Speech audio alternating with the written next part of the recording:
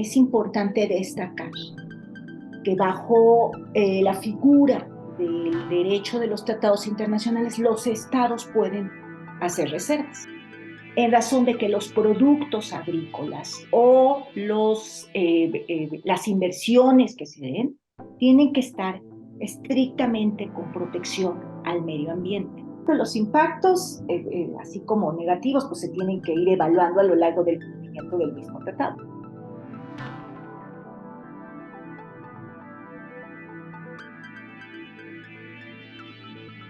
¿Qué tal? Gracias por acompañarnos nuevamente.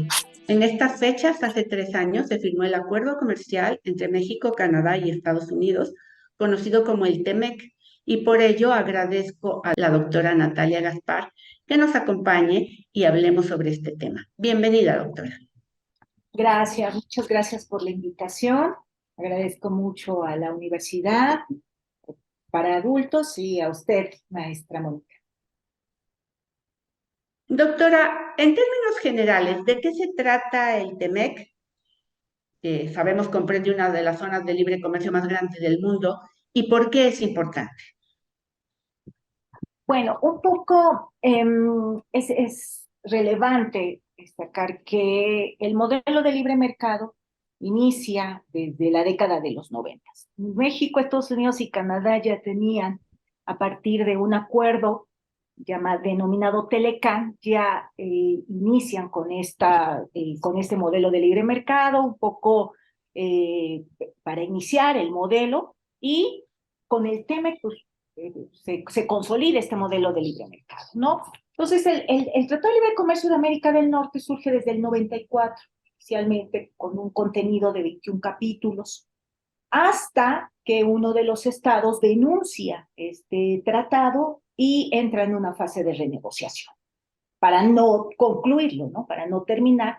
Por tanto, esta renegociación establece o se desarrolla a través de consolidar el modelo de libre mercado e incorporar otras materias, más allá del intercambio de bienes y de mercancías. Entonces, ¿por qué es importante? Primero, por el modelo de libre mercado, ¿no? Segundo, porque hay una interdependencia entre las economías favoreciendo a los tres países, sin duda. El tema de la inversión y con esta incorporación de nuevas temáticas, el 1 de julio del 2020, a partir de un decreto promulgatorio, se enmienda el Tratado de Libre Comercio de América del Norte y se sustituye, entrando en vigor en el 1 de julio del 2020, el Tratado México, Estados Unidos y Canadá. Entonces, ¿cuáles son las novedades?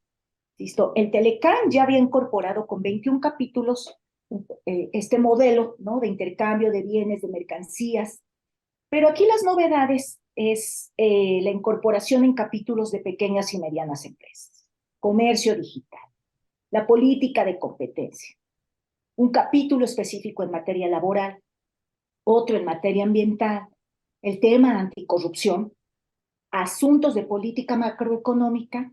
Y entonces, con esto son un poco la modernización, por eso insisto, va más allá de un solo libre, ¿no? O una zona de libre comercio, ¿no? Sino toca esta temática que, por supuesto, es importante para o en el siglo XXI, ¿no? En materia comercial.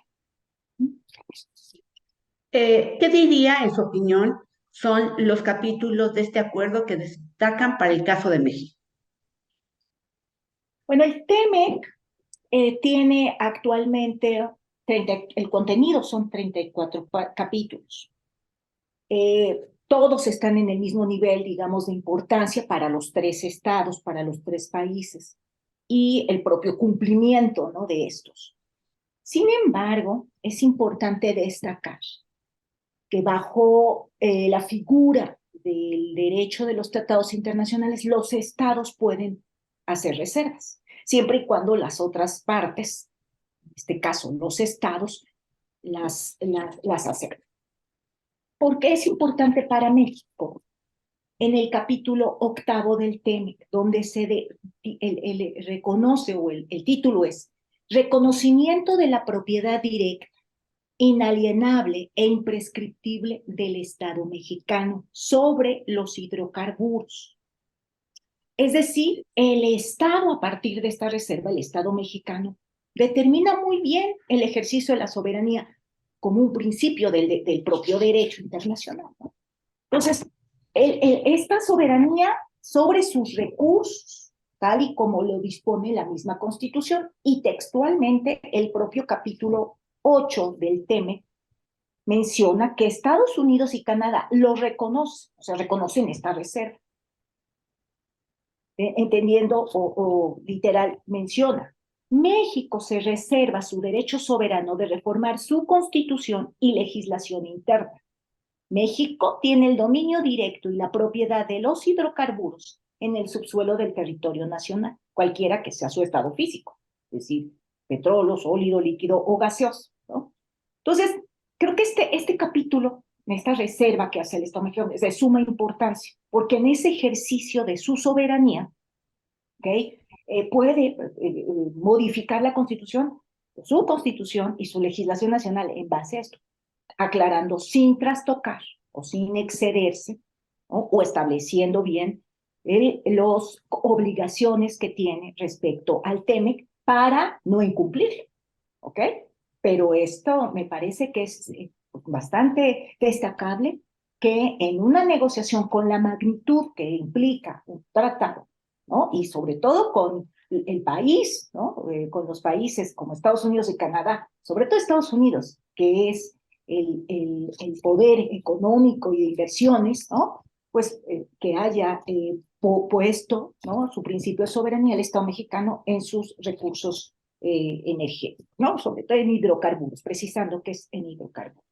Por lo tanto, los propios estados, pues sí se obligan al cumplimiento de esto bajo en todo el contenido, ¿no? Insisto, solo en esta reserva, lo cual es muy importante para el Estado mexicano. Ahora bien, uno de los principales problemas del TEMEC para México es la presión que este tratado ejerce sobre los salarios y sobre la protección laboral, ya que este acuerdo exige que nuestro país implemente una serie de reformas laborales. Eso por un lado. Por otro lado, veo el desafío que implica el aumento de la competencia para los productos mexicanos en sectores como el automotriz y el agrícola. ¿Qué puede decirnos sobre estos dos temas? Bueno, aquí hay que destacar que el tratado, eh, insisto, no solo es de intercambio de mercancías y de servicios, sino hay mucha inversión, por esto también esta interdependencia que se tiene en las economías. No a partir del TEMEC, sino de Telecan un poco antes, ¿no? Entonces, se han consolidado empresas, sobre todo el sector automotriz, proveniente de los Estados Unidos. Aquí tenemos inversiones grandes en el sector, como Ford, Chevrolet, ¿no? General Motors, en el área del norte, principalmente, bueno, en Guanajuato, en Silao, ¿no? Entonces, a partir de esto, un poco, digamos, en ese contexto, el acuerdo, el propio TEMEC, incorpora dos tratados, poniendo énfasis, o sea, ya tenía en el Telecán, ya se habían establecido estas materias, ¿no? Pero en el TEMEC, ya se determina mecanismos mucho más fáciles, mecanismos mejor desarrollados, ¿no? Vigilancia. Entonces, el capítulo 23 en materia laboral, ahí los tres estados están obligados a cumplir como miembros de la Organización Internacional de Trabajo, pues los derechos laborales. Entonces, si tenemos este sector automotriz en Silao desde hace varios años, ¿ok? Lo que el propio Estado, los Estados Unidos, era que se cumplieran, ¿no? Estas obligaciones de manera efectiva para los trabajadores en estas empresas, ¿no? Por lo tanto, no solo es el respeto de la ley, sino la aplicación efectiva. Y entonces señala el mismo tratado un cumplimiento de leyes laborales a través de medidas gubernamentales. Es decir, los estados tienen que tomar medidas, diseñar políticas, y ahí viene un poco, pues, esta reforma laboral, ¿no? O sea, hacer todo lo necesario para que se respeten estrictamente los derechos laborales. Hay un anexo específicamente del capítulo, es el 23A, que va estrictamente o va dirigido a México, ¿no? Donde menciona que el Estado debe establecer, o México debe establecer sus leyes laborales en razón del derecho a los trabajadores, con esta participación de actividades en la negociación de los contratos colectivos. Es decir, consolidar lo que ya era de democracia sindical y la transparencia en legitimar estos contratos. Además, hay un mecanismo de respuesta rápida en estos mecanismos por alguna denuncia en algún, o queja de algún incumplimiento de este. Entonces, un poco esta es, de manera muy resumida, ¿no? El capítulo o el contenido del capítulo 23 en materia laboral. Entonces, un poco ahí están las exigencias, que no es otra cosa más que cumplir con lo establecido en el mismo, señalado en el tratado. Por otro lado, bueno, pues también está el capítulo 24 de Medio Ambiente, donde establece en otra área, ¿no? Estos los productos agrícolas, que tiene el comercio, debe estar un poco en respeto al medio ambiente, ¿no? Los procedimientos para de calidad de los productos agrícolas, ¿no? Y entonces ahí tiene igual especificaciones para los estados, ¿no? Entonces, creo que está bien delineado en este sentido, tanto el capítulo 23 como el capítulo 24, y que toca estos sectores, tanto el agrícola como el sector automotriz. Doctora Gaspar, ¿es posible que el TEMEC tenga algún tipo de impacto negativo para el medio ambiente, incluso para la soberanía alimentaria de nuestro país, debido a la apertura de mercados a productos extranjeros con bajos estándares de calidad?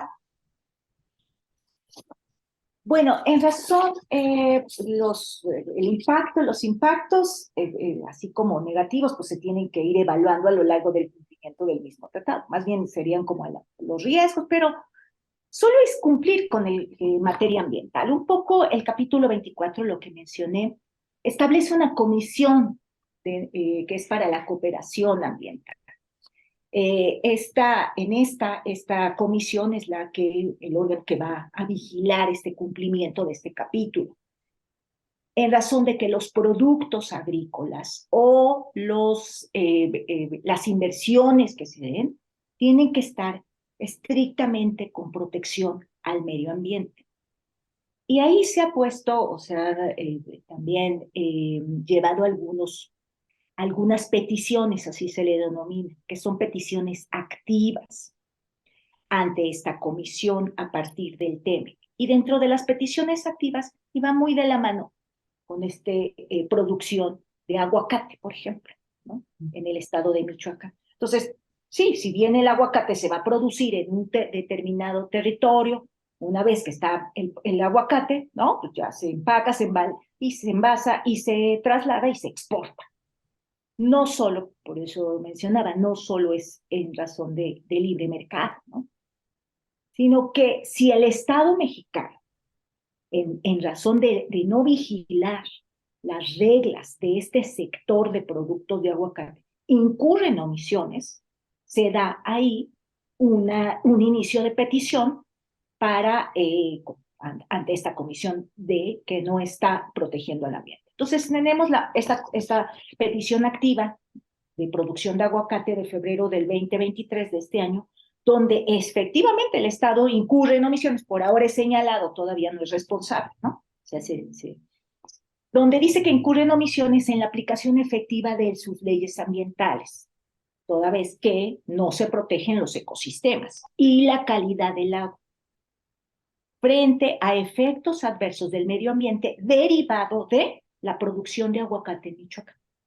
¿Okay? Entonces, se hace a un lado, ¿no? Las leyes ambientales, la protección al medio ambiente, para destinar todas esas tierras a la producción de aguacate. No solo es México el que tiene estas peticiones, está también, por ejemplo, Estados Unidos lo han llamado a la Comisión para la Comisión por el caso de la ballena franca en el Atlántico del Norte en el año 2021, lo mismo, porque ha sido omiso en aplicar leyes de enmayamiento en el arte de la pesca de la ballena franca, ¿no?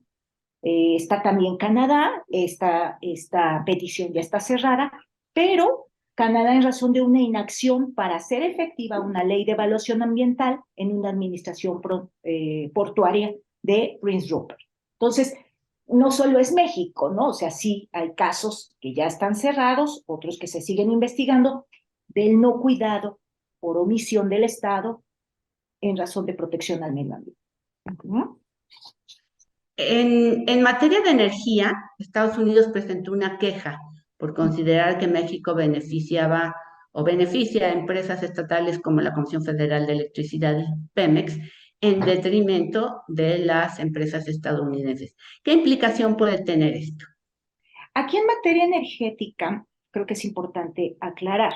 Una son donde el Estado, tal cual mencioné, el capítulo octavo, ¿no? El Estado mexicano puede se reserva, de acuerdo a la modificación de la Constitución. Entonces, su ejercicio de soberanía lo determina ahí en territorio nacional. Pero hay otros aspectos de las cuestiones energéticas, que sería ya la extracción, ¿no? Ya la transformación del petróleo, incluso la propia generación de electricidad. Ahí es donde viene el tema de inversiones, ¿no? Y entonces un poco en ese capítulo, bueno, hay capítulos donde están específicamente diseñados para resolver este tipo de controversias. En razón de inversiones, dependiendo cuál sea la figura, o el capítulo de solución de controversias, donde ya se da el establecimiento de un panel, ¿no? Es importante también señalar que dentro del capítulo 14 de materia de inversión hay un anexo, el 14D, que es específicamente respecto a solución de las controversias de inversión entre México y Estados Unidos. No así con Canadá, solo expresamente México con los Estados Unidos. Y entonces ahí menciona en qué casos y cuál sería el procedimiento y los tiempos para que se pueda resolver, primero en razón de una consulta, de una negociación, y pasaría a un centro de diferencias ya de materia de inversión. Muchas gracias, doctora Natalia Gaspar, por acompañarnos y por ayudarnos a arrojar luz sobre los contenidos y las implicaciones del TEMEC, este tratado importante que se firmó, por cierto, a pocos días de que se declarara la pandemia. Alguna implicancia debe tener. Y muchas gracias por su disposición para acompañarnos. Antes de despedirnos, díganos qué libro está leyendo. Bueno, pues el premio Nobel, cada vez sugiero los premios Nobel, de repente se les da el premio, pero los desconocemos. Y hay una que es Annie Ernaux, el año pasado fue la premio Nobel, es francesa. Y bueno, pues hay dos de sus obras que llegaron a México porque no se conocía, ¿no? Entonces, el acontecimiento es una literatura muy femenina, ¿no? Desde los ojos de una escritora y historias de una mujer, ¿no? Historias de mujeres, historias reales, y entonces en tiempos de feminismo, ¿no? Y de toda esta oleada feminista, bueno, creo que es muy, muy interesante que leamos respecto a literatura con ojos de mujer, ¿no? E historias contadas por estas mujeres y quizá protagonistas o quizá que se sienten identificadas. Entonces está el acontecimiento de Annie Ernaux y Pura Pasión de Annie Ernaux. ¿Mm? Nuevamente, muchas gracias, doctora Gaspar, por acompañarnos. A todos ustedes, nos veremos pronto. Déjanos tus comentarios y si te gustó, dale like.